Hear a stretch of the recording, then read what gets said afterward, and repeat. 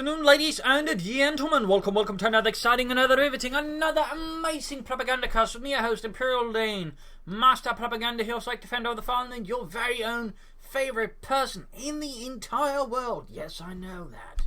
And I know you have a little shrine to me in the corner of your room. Thank you very much. So, off here to a 1 vs 1 on Crossroads. The setting is 1944. The Americans are straight onwards. It's Operation Cobra. In the south, we got Luckyman fighting for the Wehrmacht. Germany, Deutschland forming up here. The 2nd Panzerdivision. In the north, we got TRBSC, SY, I don't know, Fire and Terror, either way, fighting for America, freedom, democracy here with the 3rd Armored Division. We got Blitzkrieg, Spearhead, and Mobile Defense for Luckyman 55. With Panzerfaust Double Infantry versus Fire and Terrors. Infantry, Recon Support, Heavy Cavalry, Double Infantry, and Grenade Bullets. And Double Rifles out there for Fire and Terror. Grenadier MD42 for Luckyman. Also a big thanks to Marcus for donating. Support the Propagandacast, allowing me to keep pushing out great and amazing content day after day. And remember, you too can as well. Let me give you the description. Anyways, onwards here.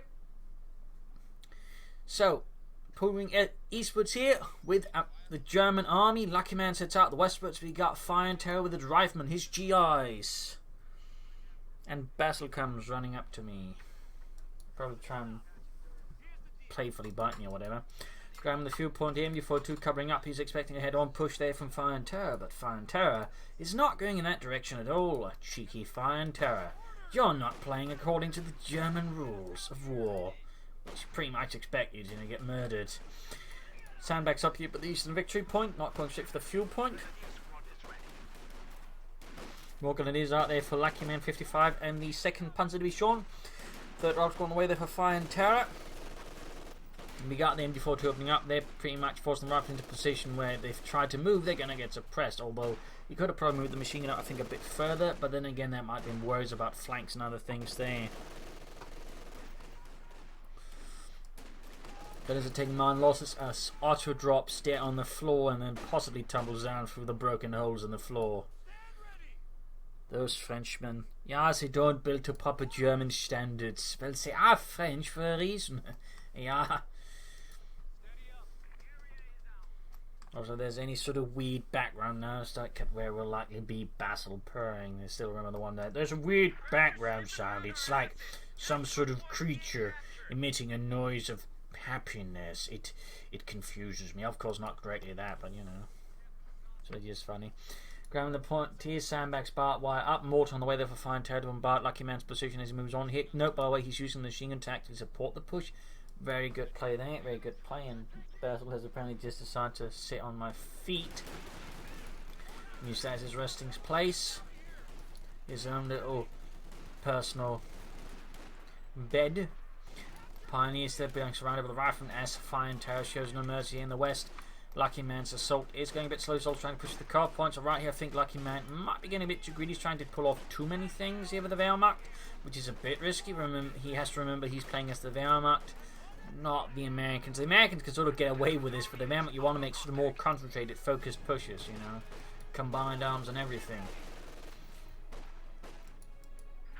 Take him on the way there for Luckyman after a 4 Grenadier MD42 start there. Could possibly a tier 3 rush, but I'm not 100% sure of that here. Just as likely as it's going to be moving to tier 2. But with 4 Grenadiers, I don't think Panzer Grenadiers are very likely. I mean, at least in my experience, players who go for very heavy Grenadiers tend not to be big believers in the power of the Panzer Grenadier. Pioneers heading out here, Grenadiers reinforcing, which of course is a great big shame, as more people I believe should believe in the power of the Panzer Grenadier. Got mortifying away, they're likely going to try and take out the machine gun. Of course, just smoked it and then just denied it that way. Got the fuel point there, though, of course, he's losing the eastern one. I lost it, but he's intent to capture it back here for Germany. Pioneers gun is rushing forward to the right, and they're trying to fall back into cover here. Point being secured. Grenadiers flank there's a bit exposed. It's now Fire and Terror's not pushing very hard. He's just sitting a bit leisurely there, waiting for the Germans to maybe figure out. And then a bad spot. Rifle grenade went off. No, actually. Oh, this was a rifle grenade, but just from the other angle there. I'd expect it to be this squad, but not this squad. Rather than suppress, you should probably rush the mortar try to clear it out. There you go, rifle push back here. The Pioneer going to do a combo. Quickly moving headed for the cuff point as well. And MD42 there being surrounded here with the rifle. There we go. Fire and Terror's finally getting to work there. Very good work. Very good work there by Fire and Terror. Flexible, mobile, aggressive. Baggy Grenadiers reinforcing, and that, by the way, not Grenadiers reinforced, but flexible mobile and all that is the motto of Fire and Terror. At least he prints that on his business cards. But he never actually explains what his business is. It's just sort of in the air. For all I know, he might be a balloon salesman from Albuquerque or Duluth. Rifleman up in the Grenadiers here, rifle grenade off on the lieutenant, leaving him a bit stuck in the ground. Got rifleman moving up, his machine gun probably should fall back. I feel like he probably could have rushed the mortar faster, but in this case didn't quite pull it off. Grenades up here for fine turrets, certainly further highlighting his aggressive plays. Some players like bars and bazookas, a few players that like grenades, and certainly the ones who like grenades are the more nasty ones because you don't anticipate them, and the grenades can be really nasty if you're not fast enough. In this case, the Luckyman, though, was sufficiently fast enough. He saw through Fire and Terror like he was made out of stained glass. So somewhat, but not fully, but just enough to see the grenade. In fact, it might have been a stained glass window displaying a rifleman throwing a grenade, which would have tipped him off to what Fire and Terror is going for. Lieutenant on the way there for Fire and Terror, though. And of course, the Lieutenant works excellently, of course, with this, since he also gets grenades.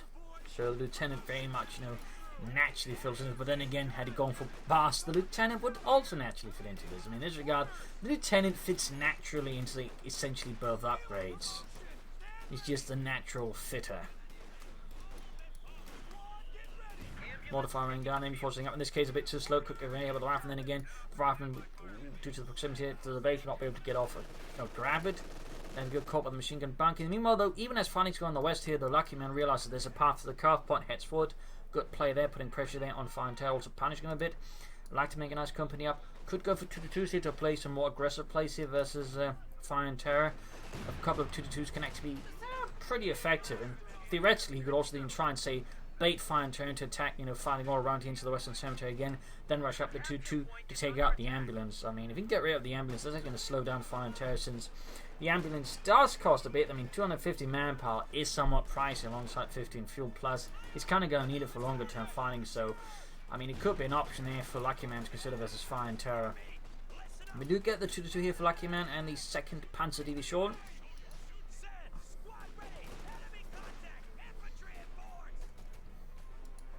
But he also is getting drawn towards, he's not considering other paths here against Fire and Terror, against the Americans. The Amerikanen. Got them before setting up, Pioneers moving forwards. Heading for the fuel point. There we go, we got the 2-2 out here for Luckyman.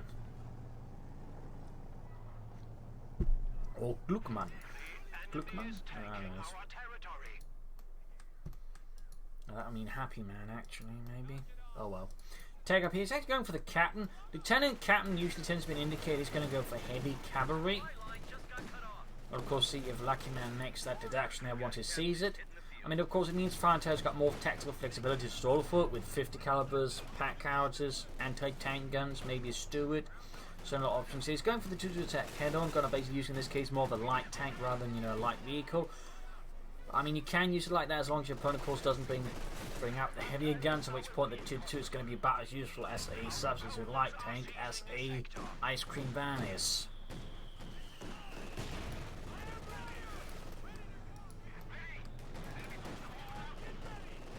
Yeah, Fritz, I don't think we can fool the Americans with the ice cream panzer.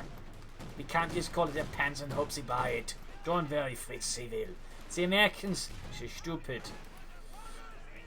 Rush from the right hand side though, very good play there by Fire and Terror, again taking advantage now of Luckyman's putting too many resources here again while not focusing on the rest.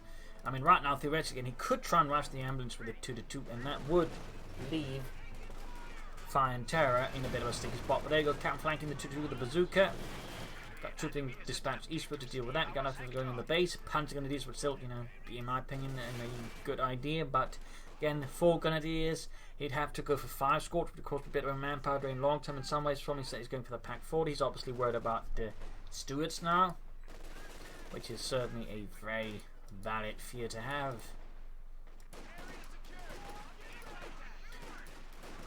Light machines with the Grenadiers, very good, very good. Still no doctor choice here for other play. I mean, of course, for Fire and Terror, we know it's heavy cavalry most likely. I mean, I'd be surprised if it wasn't. I mean, at this stage, we could actually pop out Rangers, but then again, he's got the captain, he's got the lieutenant, he's got 3 rifle squads. I mean, technically, he's got enough infantry. Adding a Ranger squad would actually put him to essentially 6 infantry squads, which would put some severe pressure on him in terms of just manpower bleed and management. So there's an argument for not doing that to lose a unit. Entertainer pulling up your FireandTerror. Pioneer setting out. Good harassment there against Luckyman. Very good harassment. Yeah, this is a really sort of exposed ambulance. I mean, again, a quick raid with the 2-2 could very quickly fill that with some very big holes and leave it a burning, smoking hulk of twisted steel and gauze. I'll touch it if that one. Bring your bandages. Just the fancy word for it. Pioneers there versus the mortar. Bit of an awkward move there for FireandTerror. Rifleman, you need to retreat the Pioneers. Got the bars up as well there for FireandTerror. Increase the firepower as Rifleman notably. Got the mortar, but he can't grab it, so he might lose the Pioneers, in which case that's not going to be worth it. I mean, wiping a mortar but not stealing it for this loss of a Pioneer squad, in particular his only Pioneer squad, is a bit of a terrible trait there for Luckyman. I mean, it's a sort of trade Trump might make, but you know, any decent commander should not be making that trade. Back here, troops standing about, Grenadiers falling back. And there's a rifleman light machines hammering away there, and we got a grenadier with the hedgerows, very good, straight into the mob of grenadiers. And this is a very tempting grenade target, obviously, and Luckyman probably should spread out too small to avoid that. Grenadiers then need to retreat again. Bars there are a really powerful weapon, it means they can add double of them. And that means in those situations when they do get a lot of this out, you have to be a lot more careful as the Germans. Also, the machine gun in the house here was really low in utility, particularly since he didn't grab the mortar anyway, so he should have been using that more flexibly. We do have take up there for Luckyman 55 though, which is very good. Victory point wise, it's also worth noting that Luckyman is far ahead of FireandTerror there. He's got him down to 363, whereas he's still at the magical number 500. So probably careful around to get presidential grenades. Of course, you also got the mortar there. 2 moving up here with its autocannon and coaxial machine gun there. Grenades sitting up here. I still think some sort of, tempered raiding the ambulance here would be a great choice there for Luckyman, or at least a fun choice. I mean, so few players consider base raids, and in this regard, it's an interesting sort of, American weakness in a sense, because it does open up for some actual base raiding. Then just, while the rest of the base is actually a real bastard to deal with, the ambulance is a nice, fat, soft target. And maybe one can actually frustrate them a bit, but if you sort of keep destroying the ambulance, it can theoretically slow them down quite a bit, and of course force them to reconsider their tactics and strategy. So it's something to consider. I mean, how you could theoretically get away with trading away 2-2 since they're roughly the same in cost, roughly.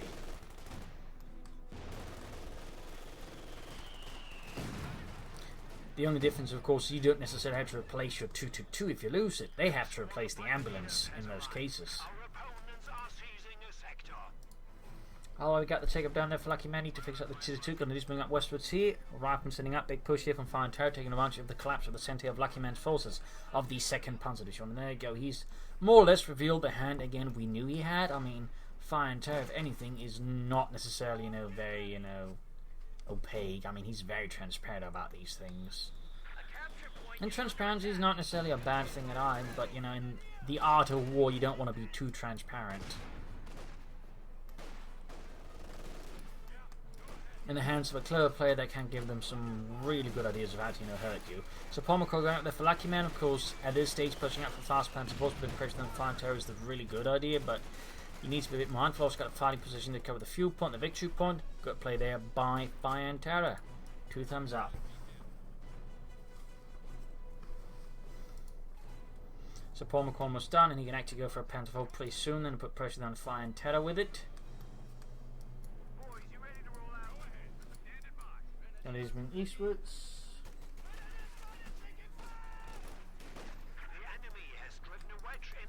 Captaining about 2-2 setting out. Troops are reinforcing healing. Got the captain on the job. Good hit on the 2-2. Somebody's being overwhelmed. Need to get troops in then fast and get the MB-42 joining in the fun as well. But probably could have situated just a tad better there. Just a tad. Still no dogs no here for Luckyman. I mean, mobile offensive theoretically go for it, wouldn't really add much. He needs now. He's Should go for the Panzer IV though now. I mean, the sooner he can get this out of the field against FireandTerror, the better. So right now the critical issue I think for Luckyman should just be push that Panzer IV button or press the V hotkey. Either way, that Panzer IV needs to start rolling forwards to the front line like seconds ago, maybe even half a minute ago, you know, now. Schnell. Come on, Luckyman.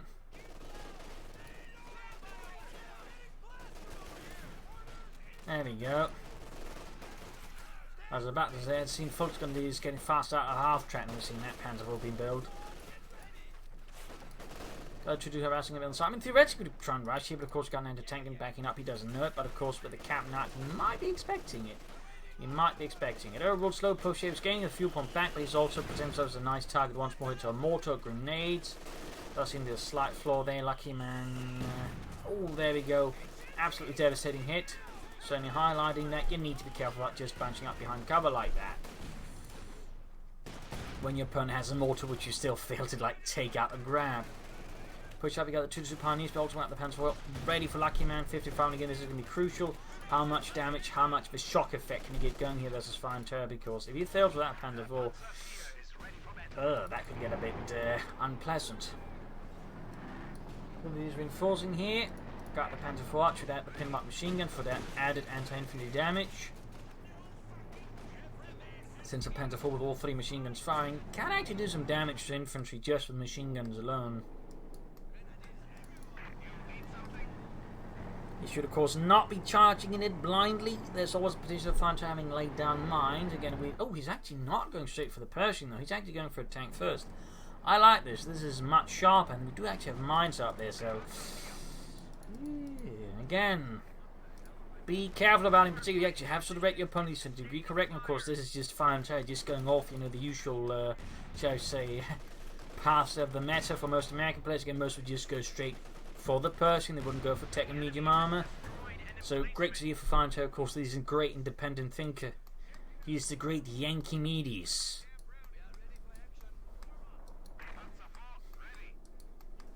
A good old American Aristotle, a Plato of American strategy and tactics. Need to get the Panzer IV fixed up here, the Luckyman. Mortar on the way there finally. Could have done with that sooner. Maybe instead of 4 grenadiers, get a mortar out instead. Again, the Germans are much more reliant on combined arms, so having, say, 3 grenadiers, one with a mortar can in some ways be much stronger than just having 4 grenadiers waltzing about with light machine guns eventually. In particular, say, you know, countering the mortar and ours, just putting pressure on FireandTerror at times. That's shown up there. Panzer IV being fixed. Pack 40 is hanging back as well. Then there's a need to be careful. Got the Sherman hammering away here. 50 caliber not being added here for FireandTerror. They're of course plugging away there with high explosive rounds. 50 caliber being added. Finally, the Mardeus. I think more commonly they used 30 caliber machine guns as it mounted on the top, but I might be wrong. Or they could have been either, really.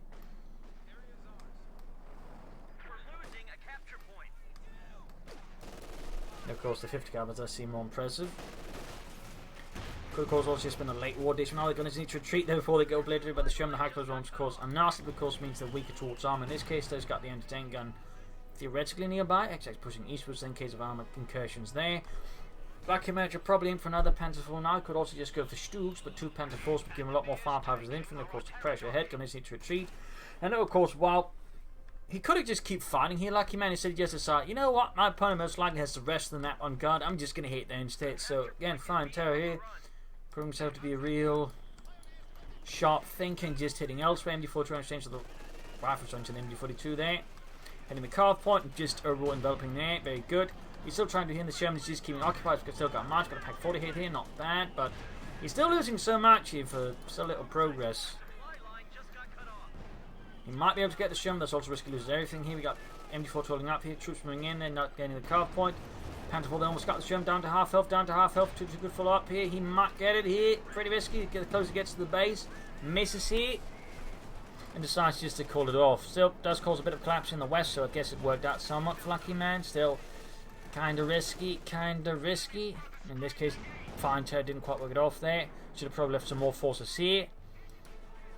And, I don't know, maybe just kept the anti-tank in here instead, just as a backup in case. Troops are healing and forcing though. Sherman there's going to need some repairs fast. He could crawl up with another Sherman. Luckyman there's close to another Panzer IV and definitely should be pushing that out. Again, Stuks could also work out for, securing armor dominance and of course the potential of the Pershing down the road, since, he should have figured out. FireandTerror though still in a sort of situation. He doesn't really need the Rangers. He can go for them, but he just has so much infantry that just the Rangers here at this stage just again risks putting into sort of the too much infantry zone. And that's actually worth keeping in mind, because if you suddenly find yourself with too much infantry, you can actually have rather adverse consequences on the rest of your map performance. So it's actually important to keep in mind. Luckyman though really needs to be careful about those grenades and mortars. He really does love bunching up his stuff. There you go, flanking the anti-tank. Great stuff here. FireandTerror, they left this flank exposed, no infantry screen either, and almost lost the anti-tank. They've been huge there for Luckyman, got rid of it, maybe even stolen it. And units then being obliterated by the mine. Several grenadier losses there. FireandTerror's man in there certainly on point. Panzer fast off here. One flubs though, bad luck here. Panzer IV, they're going according to command. There's still the anti-tank in the battle, of course, unless they're going to just pull up and clear it out, but calls it off there. He can go for the Panzer IV in a few seconds, and again, my personal opinion would be go for it. He could theoretically try and go for a Tiger, but if he tries to go for the Tiger, of course, it's going to help FireandTerror stall for the Pershing as well. And the two Panzer IVs would just offer more pressure now. But he can go for the Tiger. It's just not what I would advocate in the current circumstances. Generally, I'd always recommend 2 medium tanks, or Stubes, before then pull for sort of something like a heavy tank. That way you can sort of pressure them before that, and if they just try and pull straight ahead for a heavy tank themselves, you can sort of try and punish them. Plus, once you then have the Tiger, so with the 2 Panzer IVs, you have a really strong armoured force. So that way, beat them down with. So we'll see. But he's not going for the Panzer IVs of yet, nor Stuks. Might just be that Luckyman's going to go for the Tiger tank. Also worth noting that besides the mines here, though, FireandTerror hasn't been using the doctrine not one jot, not one bit.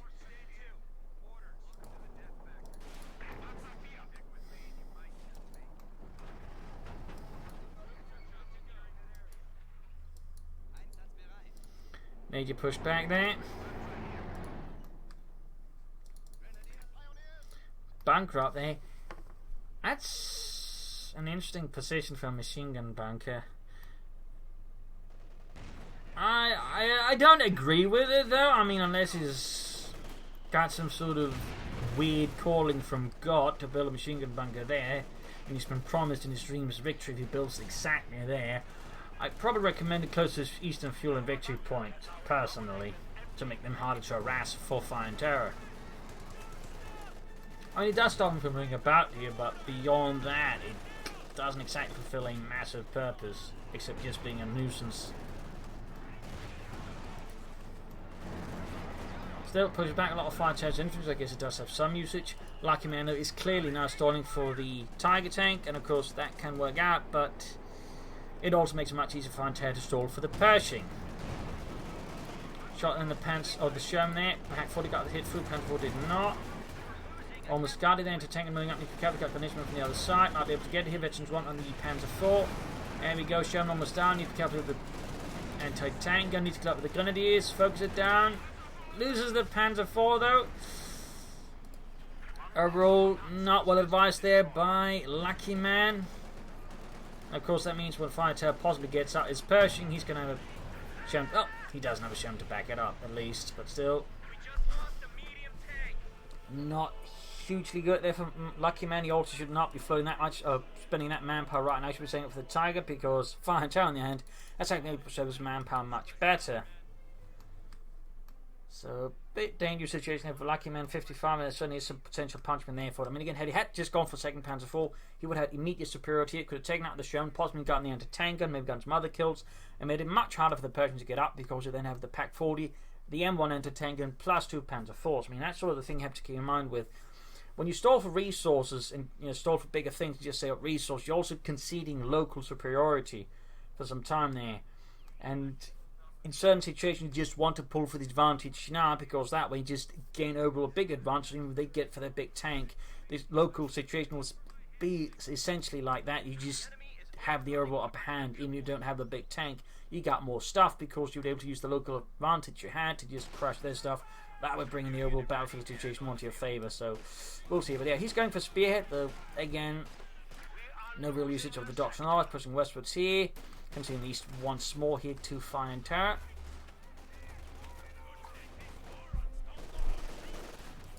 Grenadiers running up against the Echelons, got punishment as well. He could consider some Telemines than he really should. S-mounts to come set, which isn't a bad choice either, as long as you don't run into the Pershing while laying them down. So yeah, not the most situation for Luckyman against FireandTerror, who's now pushing ahead here. Target tank that's almost unconscious doing what they can against the riflemen, blasting away the light machine guns. They're out in the open here. Versus units at least getting some heavy cover protection. Ooh, rifle did some good damaging the pushing, and we got the target tank here good to go for Luckyman and the second Panzerdivision by nearby Schwere Panzerabteilung.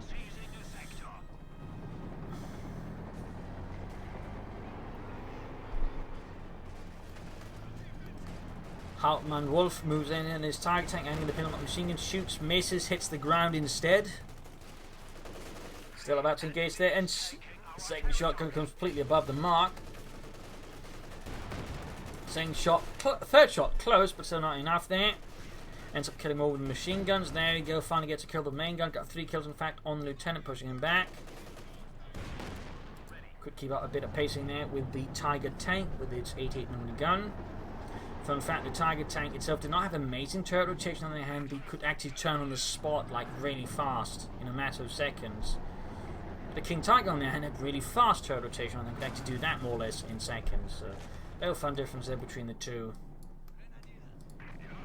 Another sort of big thing about the Tiger tank is initially the crews were actually assembled from veteran Panzer crews, even some Stuke crews, to actually form up the crews for the initial Tiger tanks.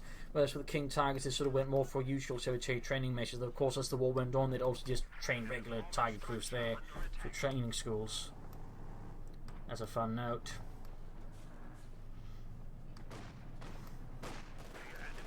From his the captain, bunkered down again. It never really felt like it made a ton of sense there for Luckyman.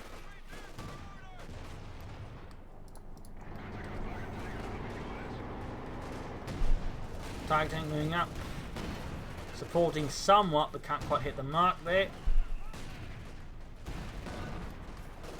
You're probably better off trying to move up here where there's less obstacle and that way shoot in there. That's just me. Pershing moving up rather than any bar. Lieutenant as well, going to need to be careful. Pack 40 could stand him a bit up close as well to support the front line better and his men better. Machine gun sitting up here. Get 50 caliber out there for him. Nice hit, almost got it. Mortar also nearby. Might be able to wreck the house with the 50 caliber in it. Almost got it. FireandTerror is very boldly not retreating. And there you go, full wipe. Then the 50 caliber got grenade off on the mortar. Then instead doesn't get a wipe though. Nor just lose the attempt. So losing the 50 caliber like that is a bit of a waste there for FireandTerror, to be honest. Machine gun hanging back there. And the Pershing sits out there for FireandTerror. Mortar though finally dies out. Pack 40. If you can time a target weak point. Oh, close. That would actually be huge there for him. There we go. Should set in with the Tiger to kill it. Ah, Pack bounces. Metry 2 here. Tiger miss. Ah, he's not allowing it to shoot the bloody Pershing. He's shooting at the infantry, meaning the pack of the Tiger weak point was essentially wasted here. To a degree, he might have actually been able to get the Pershing. Would have been just a tad more aggressive, I think. Or just, hadn't get his infantry killed before that, so he better support everything else. Pack destroyed. Bit of a loss there for Luckyman. He should consider Stoops to back up the Tiger tank here. Or another Panzer IV. He's also been very passive with his 2-2 after like a certain amount of time. He's just been doing nothing with it when he probably could be using to more aggressively harass FireandTerror elsewhere. So out the Tiger again, Grenadiers moving up westwards, noting no Tiger tank, not even 2-2 being supported there. Tiger tank now moving in to at least link up with a few Grenadiers. Light support there. And a grenade again. Seems like he's offering a bit of a blob principle there. You know, sort of notice how his unit moves just in unison, even spread out. Rather than just, quickly getting the units closest out of the way. Not the best move there by the Tiger tank either. Taking some hits, that's pushing him down to half health. He's going to need to repair, and he needs to get those Grenadiers out of there. Luckyman's movement are seemingly getting a bit awkward here, which is something that FireandTerror imagine is more than happy to take advantage of. Getting victory points wise, Luckyman still has the lead over FireandTerror, but it's not quite going as splendidly as otherwise. Holding back here, need to repair the Tiger tank up. Back here, healing and forcing on. We got another Panther on the way there for Luckyman, but again, versus the Pershing, I would recommend the Sturmgeschütz, particularly after the loss of the Pack 40, since the Stuk has better range and penetration, plus rate of fire, which could sort of help put more pressure on the Pershing, which is kind of, imagine what Luckyman wants to do. Plus, he does have tech up for once, meaning he can actually follow up with tank destroyers, which is the most likely bit, in which case the Stuk is also really useful to help fight against that. He cancels the Panzer 4 though. He's not going for Stuks on the other hand, so I'm not entirely sure what Luckyman is planning here though. Might be trying to figure out, because I mean in some ways FireandTerror is very much not playing how most American players are, and this could very well be something that is potentially confusing. Oh, we got a smoke screen, a tactical smoke screen as well, coming up the advance on the victory point. Not bad in this case though. Not the best supported push, allowing here to FireandTerror just quick counter take easy. Ooh, fragmentation bombing run. Oh, so many units bunched up. Oh goodness! Huge casualties. Got the anti-tank and got the units nearby. Might be able to clear up the anti-tank and further. Nice push there. Oh, at least nice bombing run there. Got the anti-tank in there out of commission. Still nothing going on the base. The Stuks, no heavy Panzer Corps either. I'm not entirely sure what Luckyman is planning here versus FireandTerror still. That was a really beautiful fragmentation bombing run there. My god, they're all gone. Bob, Billy Bob, Joey Bob, Billy Joe Bob. They're all dead. But the name Bob will never be gone. Targeting it there with 16 kills. Rifle Major moving up here. Back here we got the M14 about the halfway to 15. We got combined arms. Good God. FireandTerror might just be fit for the Nobel Prize in American play. He's a goddamn genius. An IQ of 120. At least amongst American players. Targeting about him, getting the Pershing. Misses though. Misses. Advancing it carefully, getting infantry armor corps and again using combined arms, which just makes the infantry and the tanks together much nastier. I always found it funny that the Americans had their abilities, as the Americans were never notably known for having good tank-infantry cooperation. That was sort of a German thing. In fact, there are many situations where the American tanks and infantry disagreed and complained, and actually, would either one would ditch and the other one as soon as things got, awkward because they had poor cooperative skills. So that's a fun note there.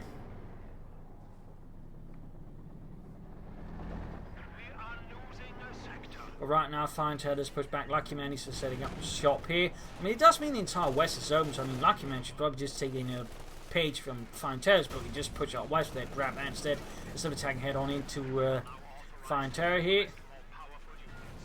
Also getting a bit of lag here from nowhere. Not entirely sure what's happening here. My apologies. My apologies. Smoking down as well against MG42. Nice work there by him. Using the captain for that. Need to fix up the Tiger tank. Still no additional other armor.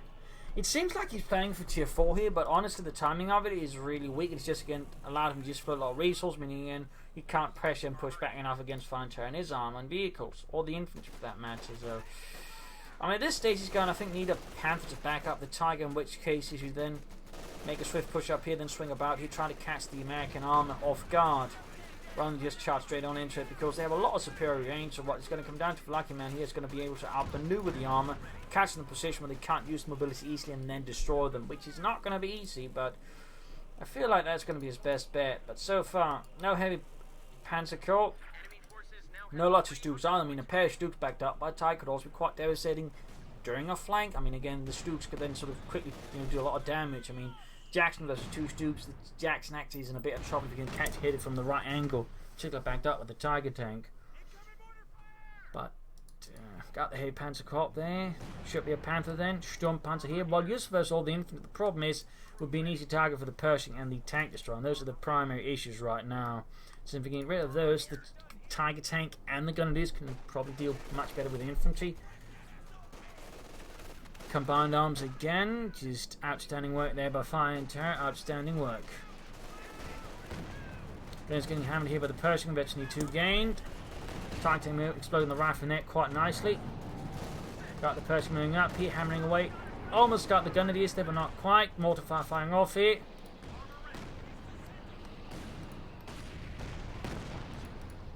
Great hit on the Tiger. A Rifleman standing about here. Pershing creeping ahead in. Goes for the Sturmpanzer.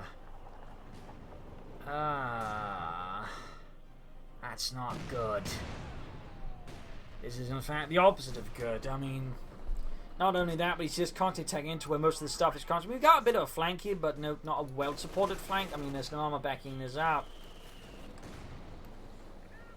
And the problem is, while he can maybe clear out some of the infantry, the problem is his Tiger Tank will still struggle with Pershing and Jackson. And of course the Pershing just deal with the rest of the infantry, and the Sturmpanzer can't help versus that. In fact, he's coming to double Jackson's, meaning the Sturmpanzer is just going to focus down really hard. I mean, this has just been, I think, some sloppy late game strategy here by Luckyman in terms of armor. Really sloppy and a bit messy tactically. It's also been struggling a bit here, and I'd say FireandTerror, I think, displayed himself somewhat as the superior player here, to put it very mildly. I mean, any American player who uses combined arms gets 2 thumbs up from me. Absolutely.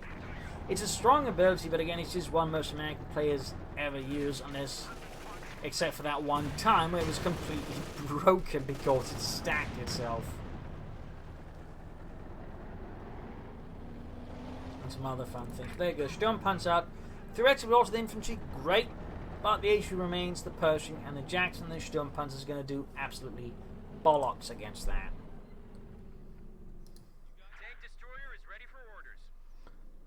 I mean, you should have gone for a Panther, or preferably in this situation with the Jacksons, lots of Stoogs. Lots of Stoogs, or even lots of Panther. It's actually something Jackson struggled with, since the Jackson's great versus large targets with lots of armor and lots of health, but not so great versus lots of targets. And there you go, combined arms again. Absolutely outstanding work here. Pershing just blasting away there. Jackson moving up. Of course, they also benefit from it, making them much more lethal as well. Really bad news for Luckyman to attack into that, I would note.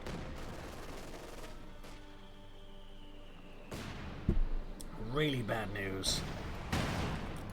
Sturmpanzer there, as you can see, not really doing a lot there for Luckyman. Since the issue is not the infantry in this case, it's the stuff behind the infantry. Jackson charging 40 to get a Panther stop. He might be able to stop it. It's just happening too fast here, I think, for Luckyman to do it. Tiger Tank heavy damage. Sturmpanzer taking heavy damage with the double Jacksons. Combined arms is worn off, but they're still absolutely lethal to any German armor. Sturmpanzer's almost down. The tier 2 remains passive. Like, it almost makes you wonder why he went for it in the first place. He's going to use it as little as he did. I mean, it seems like he's very free to lose it, which is understandable. But if he then uses it not at all, I mean, why did you get it in the first place?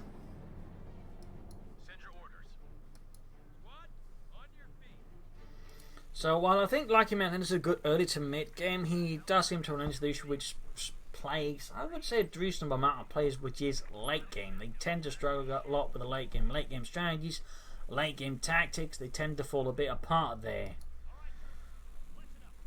And that seems to be the case with the Luckyman. Like, he just doesn't know what to do in the late game. He just sort of fumbles a bit about the West. FireandTerror there is much more comfortable in the late game. He knows what he wants to do. He knows, how to attack still. Like, he's not suddenly forgotten that, a half of the map exists, or you can, send all your forces to one part of the map instead of just charging into the enemy head on. And that is certainly, a very powerful skill to have, to be honest. And it's probably one of the skills that tends not to get a lot of mention, but just being able to manage the late game. That is actually a really important skill to have. Smoking off here. I mean, there's something going on there for Luckyman again. He's, desperately trying to figure out something there. Like a drowning man, trying to make anything float, Like he's got there from out in a suitcase, which is always sinking because it's got too many holes, and he's just desperately trying to make anything work as a flotation device, but it's just not quite working out there. Smoke screen in there, I think, to deny support from the support weapons to back up the infantry, that way isolating the infantry from the support weapons, force them to either move into the range of the rest of his forces or something else there. Combined arms force again, not enough infantry by though. He's trying to move it up though. We got artillery fire called in here. Storm Panzer going off. Double Jackson opening up. Note he's not allowed to fire freely. He's using attack ground, which means more management. By the way, doing a large scale assault is not practical. Tiger's not backing it up either. Luckyman really just seems like a man who's beyond his limits here. Like someone just took the kit and threw him off the deep end of the pool when he's clearly only ready for the maybe middle of the pool. Trying to flank it with the Tiger, but he's just getting absolutely torn apart with FireandTerror, and there you go, GG, game over. A brutal fight here, but in the end a brutal slaughter for Luckyman as he just was out of his depth. I mean, of course, FireandTerror is a solid, expert player, but even then, Luckyman, I feel like, just made too many sort of mistakes there in terms of strategy. But Luckyman again also just forgot a lot of the skills he actually had early to mid and just kind of collapsed. I mean, really, late game play is actually a skill of its own, and actually just being able to maintain the stuff, sort of doing push further with it, is actually crucial. Part of it was just his decision making. I mean, he should just push for more armor faster than he did, and several times again there's just this huge build up of resources rather than just gaining any kind of edge with it. He just stalled, giving FireandTerror more room to push. And the thing is, FireandTerror, when he was given the opportunity, just pushed all cylinders, all resources. He didn't just hold back in most cases. He, of course, was also displaying, I think, overall greater display the American player, the most American players will ever aspire to. Again, he used all three buildings. He used grenades. He used a reasonable amount of abilities. No range, but they didn't need it. He used armor. He used smoke. I mean, that was overall great play. Then, of course, a large degree also just Luckyman being outplayed. But a part of it was also just, strategically, he kind of sort of flubbed a bit, and then tactically, sort of just, collapsed as well there. As again, he just couldn't quite keep the overall larger picture in his head and just kept bull rushing FireandTerror, and FireandTerror just tore him apart. So there you go. Hope you enjoyed this match. Hope you learned something from it. Hope it gives you some matches, some tactics, some strategies, some understanding of how the game works. If you did, subscribe, like, share, and all that. Of course, spread the word of the Propagandacast. If you like to do, you can donate or pledge on Patreon, supporting me, and of course, allowing me to make more great content to entertain and educate you all. This is Imperial signing off, and see you all tomorrow for another episode. Bye.